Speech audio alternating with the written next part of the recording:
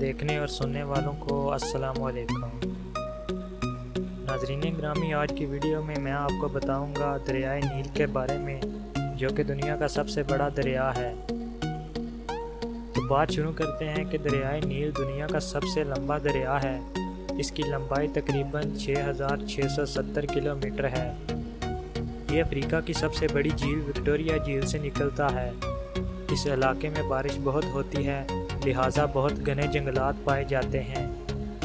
ان جنگلات میں ہاتھی، شیر، گینڈے، مگرمچھ وغیرہ پائے جاتے ہیں۔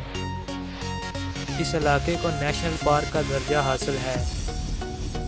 ناظرین گرامی، جب یہ دریا سوڈان میں داخل ہوتا ہے تو اس کی رفتار بہت سست ہو جاتی ہے، کیونکہ دریا ایک زبردست دلدل سے گزرتا ہے۔ یہ دلدل دنیا کا سب سے بڑا دلدل ہے، یعنی 700 کلومیٹر لمبا ہے۔ یہاں ایک قسم کی گھاس پائپرس پائی جاتی ہے، جو پورے دلدل پر چھائی رہتی ہے۔ یہ اتنی گھنی اور مضبوط ہے کہ اس پر ایک ہاتھی کھڑا ہو جائے تو وہ نیچے نہیں جائے گا اور سیدھا کھڑا رہے گا۔ دریا کا پانی گھاس کے نیچے نیچے بہتا ہے، پتہ نہیں چلتا کہ پانی کہاں ہے۔ یہاں سارس، بگلے اور پانی میں رہنے والی مختلف چڑیاں بکثرت پائی جاتی ہیں۔ ناظرین کو بتاتے چلیں کہ انگریزی کا لفظ پیپراسی لفظ پائپرس سے بنا ہے اور اسی گھاس سے کاغذ بنایا جاتا ہے۔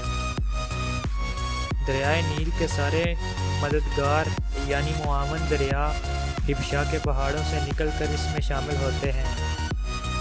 ان میں سے سب سے بڑا اور اہم دریا نیلا ہے اور نیل کہلاتا ہے۔ ناظرین گرامی، یہ دریا حبشہ میں جھیل تانا سے نکلتا ہے اور فوراً بعد آبشار کی صورت میں ایک نہایت گہرے کھڈ میں گرتا ہے اور بہتا ہوا خرطوم کے مقام پر دریائے نیل میں مل جاتا ہے۔ خرطوم کے بعد اتبارہ کے مقام پر اتبارہ نام کا ایک اور دریا دریائے نیل میں شامل ہوتا ہے۔ یہ بھی حبشہ کے پہاڑوں سے جھیل تانا کے قریب سے نکلتا ہے۔ خرطوم کے بعد دریائے نیل میں کئی اتار آتے ہیں۔ یہ تقریباً 6 مقامات پر ہیں۔ دریا کی تہہ میں بڑی مضبوط اور نوکیلی چٹانیں ہیں۔ ان کو دریائے نیل کی رکاوٹیں کہا جاتا ہے۔ ناظرین گرامی، ان مقامات سے کشتیاں یا موٹر بوٹس نہیں گزر سکتے۔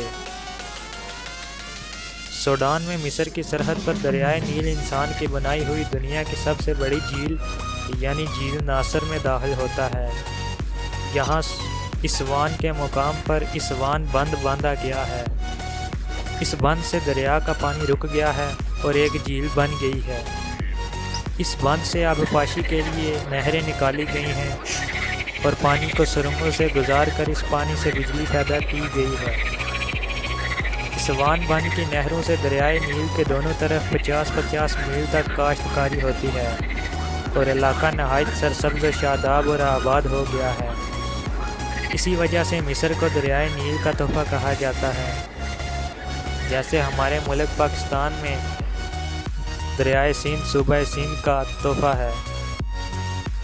قاہرہ سے گزر کر دریا بہت خاموشی اور آہستہ آہستہ مختلف شاہوں میں بٹ کر اسکندریہ کے قریب بحیرہ روم میں گر جاتا ہے۔ دریا کی رفتار اور پانی کی کیفیت معلوم کرنے کے لیے مصری لوگ ایک پیمانہ بناتے تھے۔ یہ دریا کے کنارے ایک کمرہ ہوتا تھا، اسے نیلو میٹر کہتے تھے۔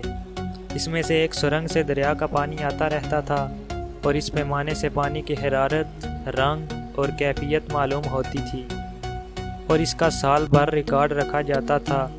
ریکارڈ سے معلوم ہوتا تھا کہ طغیانی آئے گی یا نہیں، اور اگر آئے گی تو کیا اثرات ہوں گے، فصلوں کے لیے اچھی ہوگی یا نقصان دہ ہوگی۔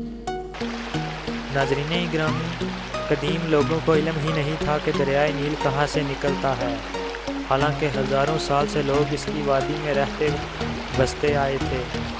تہذیبیں جنم لیتی رہیں اور مٹتی رہیں، مگر کسی نے یہ دریافت کرنے کی کوشش نہیں کی کہ یہ کہاں سے نکلتا ہے اور کن مقامات سے گزرتا ہے۔ 17ویں صدی میں کوشش کی گئی کہ دریا کے نکلنے کی جگہ معلوم کی جائے تو معلوم ہوا کہ یہ دریا جھیل تانا سے نکلتا ہے، مگر اس کے کنارے کنارے کوئی چل نہ سکا کیونکہ یہ بڑے خطرناک پہاڑوں اور کھڈوں میں سے گزرتا ہے۔ دریا کے تیز پانی نے چٹانوں کو کچھ اس طرح کاٹا ہے کہ دونوں طرف دیواریں سی بن گئی ہیں اور ان چٹانی دیواروں سے کوئی گزر نہیں سکتا۔